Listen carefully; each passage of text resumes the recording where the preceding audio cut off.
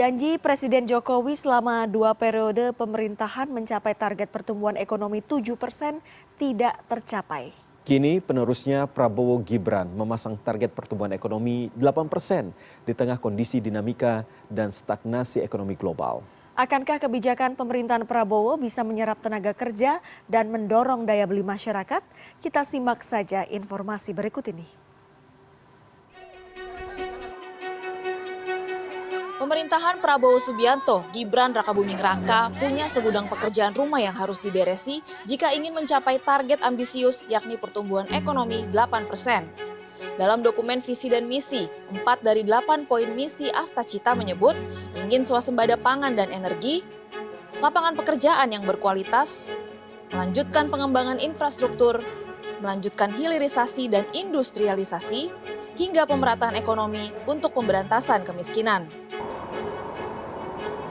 Ekonom dan pengusaha menyebut industrialisasi is the only way untuk mencapai target pertumbuhan ekonomi ambisius 8%. Industrialisasi mampu menciptakan efek rambatan pada roda ekonomi. Tapi apakah kita sebagai negara agraris mampu untuk beralih ke industrialisasi di tengah deindustrialisasi yang telah kita alami selama 20 tahun terakhir?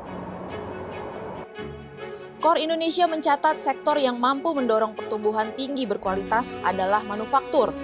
Karena berdasarkan pengalaman negara-negara maju selama periode bonus demografi, sumbangan sektor manufaktur terhadap PDB sekitar 30% sampai 40%. Namun Indonesia justru mengalami deindustrialisasi dini. Indonesia di tahun 2002, sumbangan sektor manufaktur sebesar 32% dan terus menyusut hingga saat ini sekitar 18% PDB. Akibatnya, kesulitan penciptaan lapangan kerja, nilai tambah, rendahnya pendapatan per kapita, dan menjadikan ketergantungan industri pada bahan baku dan barang penolong impor. Kemudian berefek jumlah penganggur muda semakin banyak dan kesenjangan pendapatan yang semakin lebar. Maka kita jangan lagi bicara bahwa masalah kita itu adalah kemiskinan, masalah kita pengangguran. Itu akibat dari kita tidak fokus, kita melalaikan sektor industri selama lebih dari 1/4 abad.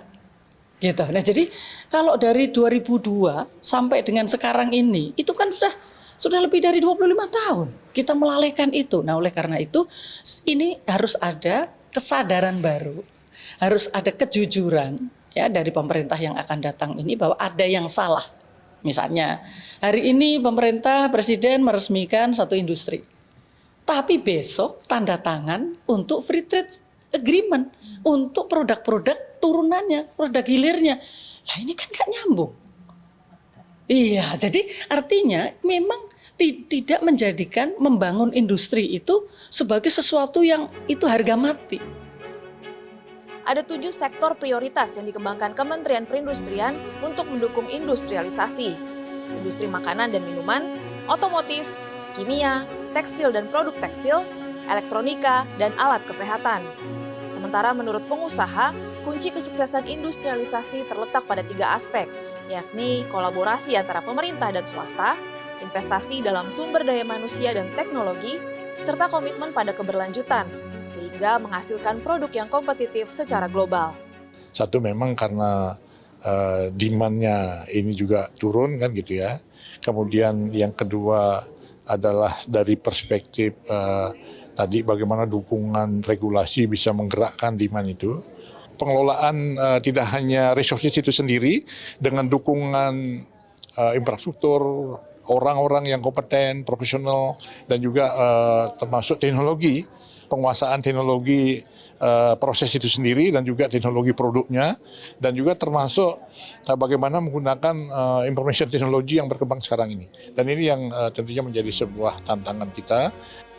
Inilah 108 wajah tokoh yang akan membantu pemerintahan Prabowo Gibran 2024-2029. Ekonom berharap tim lama dari era Presiden Joko Widodo mau mengubah pola pikir dan strateginya untuk membalikan keadaan bahwa Indonesia punya banyak potensi dan tidak pasrah di pusaran 5% saja.